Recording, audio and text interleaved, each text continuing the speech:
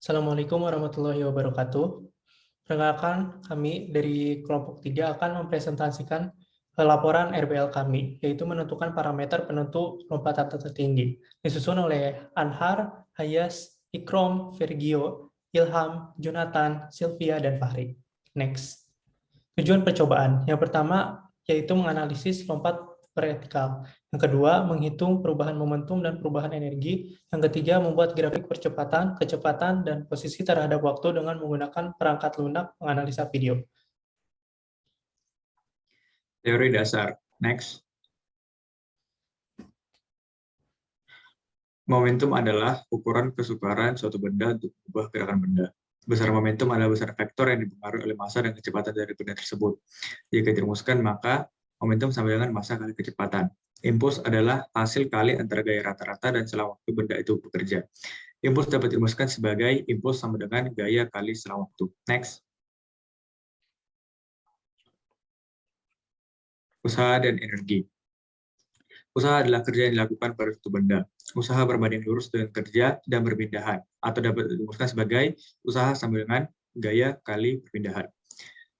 Pada usaha dan energi, kita mengenal hukum kekekalan energi mekanik, yaitu energi tidak dapat dimusnahkan, namun dibuang ke dalam bentuk lain. Energi mekanik dapat dirumuskan sebagai mgh tambah setengah mv kuadrat. Kekekalan energi mekanik dapat dirumuskan sebagai kekekalan energi mekanik 1 sama dengan energi mekanik 2. MGH 1 tambah setengah MV 1 kuadrat sama dengan MGH 2 tambah setengah MV 2 kuadrat. Next. Kinematika. Kinematika adalah cabang ilmu fisika yang berisi teori mengenai gerak benda. Dalam bergerak, ada beberapa komponen yang harus diperhatikan, yaitu posisi, kecepatan dan kelajuan, waktu, percepatan. Next. Apabila percepatan bernilai 0, maka grafik kecepatan terhadap waktunya akan konstan, sehingga akan terjadi gerak lurus beraturan. Namun jika benda memiliki percepatan, maka akan terjadi gerak lurus berubah beraturan. Secara matematis, rumus gerak lurus beraturan adalah sebagai berikut, yaitu S sama dengan V kali T. Sedangkan rumus gerak lurus berubah beraturan adalah sebagai berikut. S sama dengan V0, T tambah setengah AT kuadrat, VT kuadrat sama dengan V0 kuadrat tambah 2AS, VT sama dengan V0 tambah AT. Next. Berikutnya merupakan metode percobaan. Next. Yang pertama ada desain. Dalam percobaan ini, setiap anggota kelompok akan mengambil video dengan smartphone ketika melakukan percobaan dari dua metode lompatan, yaitu lompatan counter movement dan lompatan square jump, sebanyak 2 kali pengulangan. Yang A ini merupakan sketsa dari lompatan counter movement, dan yang B merupakan sketsa dari lompatan square jump. Next. Setiap anggota mengambil data dari dua variasi lompatan tersebut dan menganalisis lompatan vertikal berdiri menggunakan software Kinovea. Dan ini merupakan tampilan dari software Kinovea. Next. Perhitungan berdasarkan teori. Untuk melakukan perhitungan-perhitungan dibutuhkan teori-teori yang menghasilkan persamaan yang terdiri dari data-data yang kami ketahui. Diasumsikan untuk mencari kecepatan take-off, diasumsikan tidak ada gaya konservatif sehingga berlaku hukum kekekalan energi. Dalam hukum kekekalan energi ini, keadaan 1 diasumsikan keadaan mula-mula pada posisi awal, dan keadaan 2 adalah titik tertinggi. Dalam keadaan yang berlaku hanyalah energi kinetik, dan pada titik kedua yang berlaku hanyalah energi potensial, sehingga menghasilkan persamaan setengah mv kuadrat sama dengan mgh. Sehingga mendapatkan rumus kecepatan awal-awal mula-mula adalah akar 2gh. Next.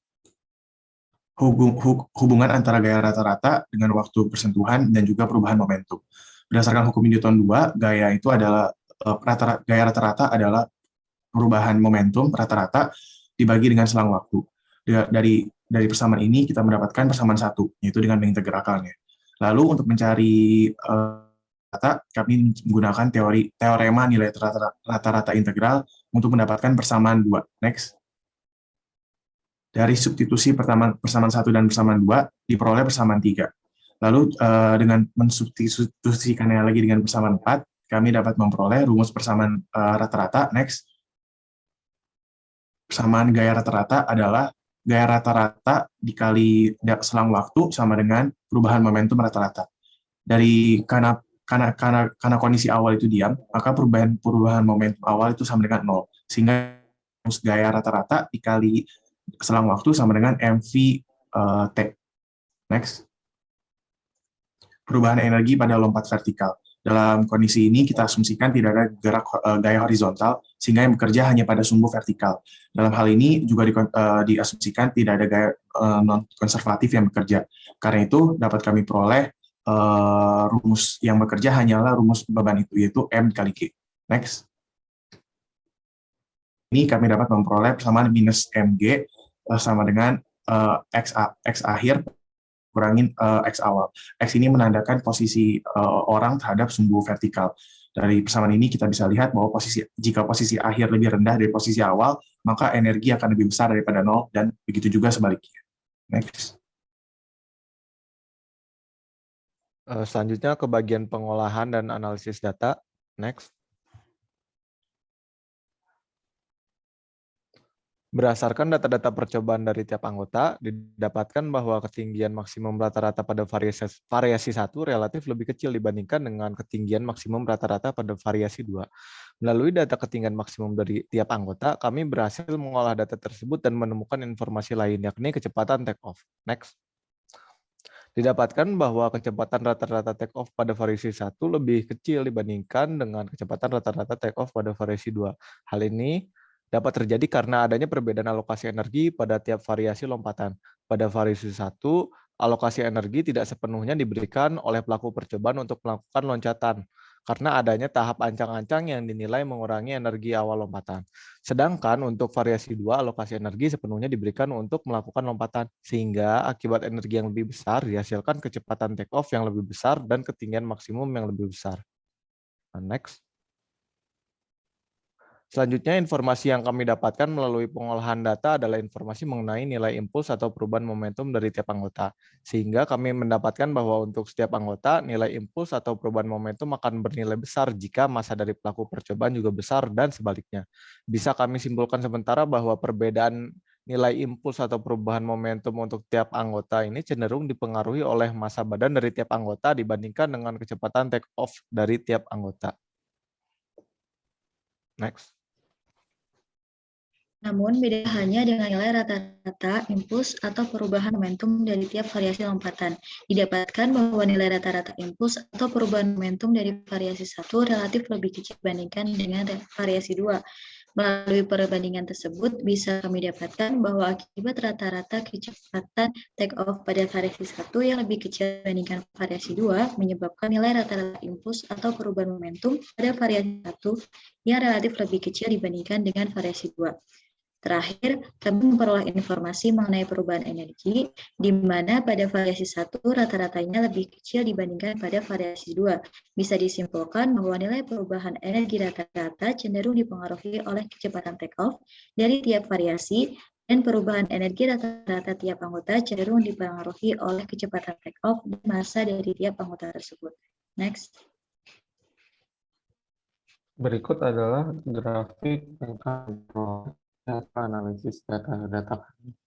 Yang pertama, kami membuat grafik ketinggian terhadap waktu dari variasi lompat counter movement jam dan lompat squat jam.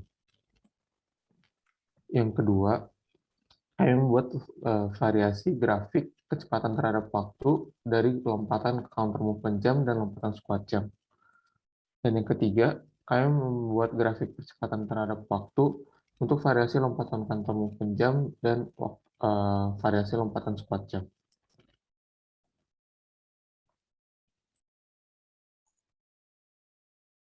Baik, selanjutnya adalah bagian kesimpulan.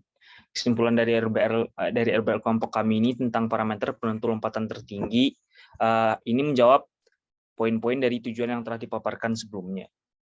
Poin pertama ini lompatan vertikal dengan variasi squat jam memiliki rata-rata ketinggian yang lebih besar dibandingkan dengan counter movement jam.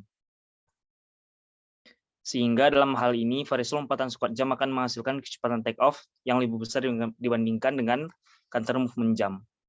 Poin yang kedua adalah nilai rata-rata perubahan momentum yang dihasilkan oleh lompatan vertikal dengan variasi squat jam akan lebih besar dibandingkan dengan variasi counter movement jam.